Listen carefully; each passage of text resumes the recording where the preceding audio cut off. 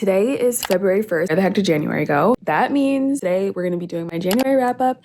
I'm going to go grab a cup of coffee. You guys go grab a cup of coffee. I'm going to grab my books and hopefully you guys get some recommendations from this. I read some really great books, but also cannot wait for February because I have an amazing lineup. So let's go ahead and get into it.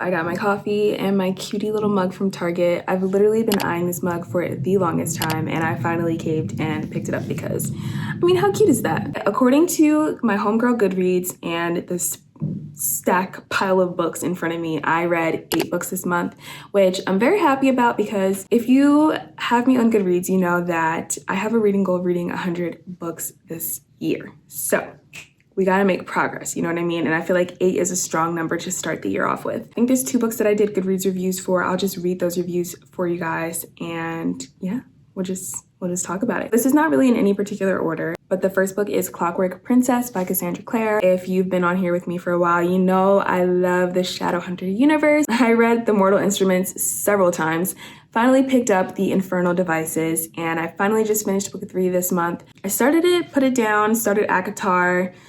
ACOTAR changed my life and almost put me into a reading slump multiple times because it was just so good and I still think about it every single day. Yeah, there's not too much that I can say because this is the 3rd book, so anything I would say would pretty much be a spoiler. But what I will say is I feel like everybody can be happy at the end of this. I think there's a happy ending for everyone. So love this book. I gave it 5 stars and now I need to figure out what I need to read next. I know she just came out with Chain of Gold, which is a part of a different little series that's part of the Shadowhunter world, and I need to figure out whether I can read that yet. Next up, we had the 2 books that I read for the video I did earlier in the month. That was when my husband chose my TBR. The first book that he picked for me was Love in Color. This is by bolu Babalola. Me and this plant are just Cece. Does anybody else name everything? This is our plant. Her name's Cece. She's dying. It is a collection of short stories. Some of them are mythical, and any of the mythical stories are retellings, and they're from different parts of the world. They're not Western love stories, so that's definitely a nice little different perspective. I think they're all Black love stories. So I think I rated this 3 stars. It has a 4-star rating and like 2,000 reviews on Goodreads. So it's pretty highly rated, and I really just think it comes down to what kind of stories you like to read. And my only issue was just, it was very poetic, and I wouldn't say that that's my thing, but I think that if you're into that kind of thing, you'll really love this. So 3 stars. After that, I read this first, but I also read The Kite Runner, which was another one of my husband's picks. And this one is by Khaled. I honestly don't want to butcher the name. Like, I really need to be like researching these names before I get on here and start talking about these authors' books. This one I wrote a Goodreads review for, which I will just read to you. I gave this book 3.8 stars. Amir is a young boy who's battling many demons. His mother passed away when he was born. He's constantly bidding for the love and attention of his father, and his best friend is not accepted by the society that they live in. Any adult would have trouble handling these issues, never mind a 12-year-old who cannot even completely process the events he witnesses and the feelings he experiences. In the background or forefront of all of his personal issues, the only country that he's ever known and loved is crumbling before his eyes. Afghanistan, with its luscious fruit trees, gentle summer breezes, and familiar roads, is the background to all of Amir's favorite memories. When he is forced to leave his home, all of his baggage follows him. Many years later, he receives a call that forces him to face his childhood, his actions, and a number of secrets that were kept hidden from him. Can he make sense of his life in light of these revelations, or will he only try to bury them deeper? I tried to keep it vague enough because there's just so much that you have to discover on your own by reading the story, but I did really enjoy it. I felt like the main character, though, was insufferable, which is why I gave it a 3.8 star rating. Okay, so this was actually one of my more recent reads.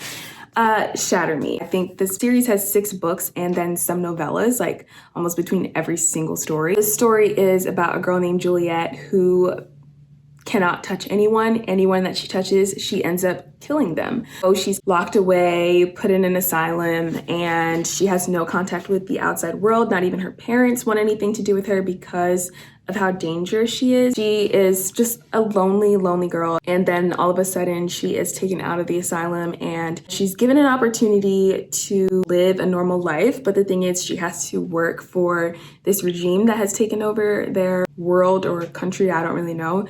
But this regime is extremely toxic and they're not actually helping people. They only care about power. She does not want to use her powers for bad, and she just is constantly fighting against whether she's human or not, whether she's a good person or not, because her gift is so terrible, but at the same time she's a really good person and she never wanted to hurt anyone. So that's what this first book is about. I think that it has the potential to get better. I just felt like things were happening so fast in this story. I typically like my stories to marinate, so that was really my only issue with this. I think I will give this a 3-star rating. It wasn't bad, but I do have the other books, and at some point I'm gonna pick them up, and we'll see if it gets better. So next up we have Six of Crows duology. I have been looking forward to reading these books for so long, and I finally picked them up this month. Six of Crows I read first. I gave that a 4-star rating. And Six of Crows, this group of misfits that are also criminals are enlisted to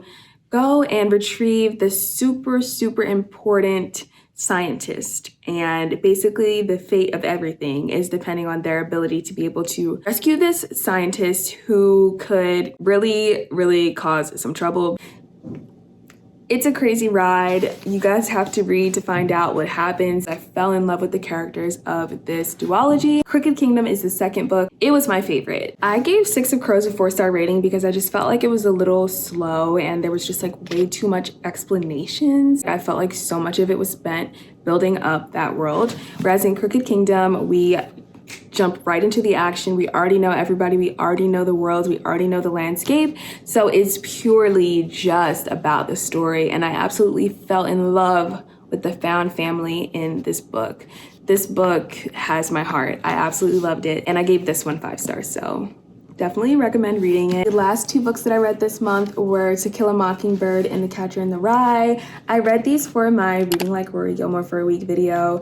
It was such a blast. I annotated this thing I gave To Kill a Mockingbird 5 stars. It was a very profound story. It's just crazy how little and how much things have changed since, I think this is like the 1930s in the deep rural south of Alabama. A Black man is put on trial because he has been accused of something, and we're living through this experience through the eyes of children, which is incredibly unique. I did also write a Goodreads review for this story that I'll read really quickly. To Kill a Mockingbird recounts the lives and experiences of a white family and how their lives intersect with the lives of Black families in the deep south of Alabama in the 1930s.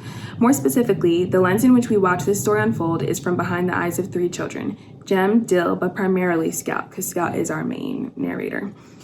At times, I felt that the characters should have delved deeper or offered more commentary on certain events, but then I remembered that our narrator in the story is a child, and that children see things in black and white, good or bad, like or hate. This is explored a multitude of times throughout the story as we experience their extreme emotions and reactions to the world around them. For example, when Jem is sure of the outcome of the court case based on the evidence, later he couldn't even fully process his emotions around the verdict.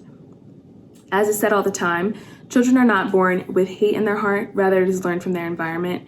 In the story, it is clear that at minimum, Atticus, Jem and Scout's father, teaches his children that all humans deserve to be respected, and maybe even that all humans are equal. I do not believe that any of the adults in this book are heroes. However, I choose to read this book, which was rather funny at times, and to just see it as a story. It's too complex to do anything else. I don't see this as the shining example of a book that represents racism in America. I don't think anyone should be using it as a guide, and I say that for those who are vehemently against this book. I think this story is actually about more. I actually think this story is about humanity and the many different individuals that live in our society. Mr. Ewell and his issues with multiple forms of abuse, the effects of poverty, Boo Radley and acceptance of disabilities, and other social challenges. I think it's about choosing to show up for other humans when you see injustice because it's the right thing to do. The Catcher in the Rye. This was kind of painful to read because Holden has an interesting thought pattern. His thoughts are so cyclical. One sentence he makes a declaration and says something, and in the next he's contradicting himself, and you know, it's very hard to follow. And at the same time, my heart really, really hurt reading this because he clearly was going through a lot and has experienced a lot and needed help, needed somebody.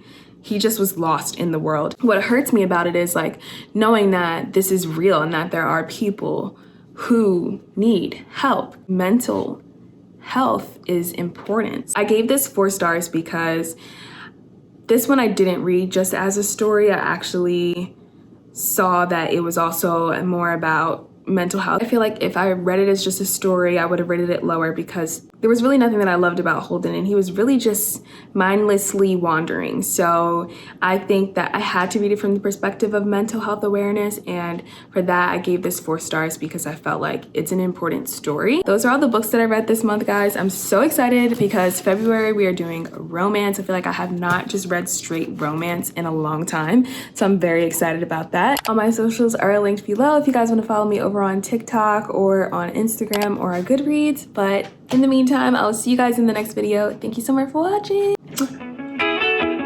When you're not here, the sun don't shine. When you're not near, I don't feel like I do when you're with me.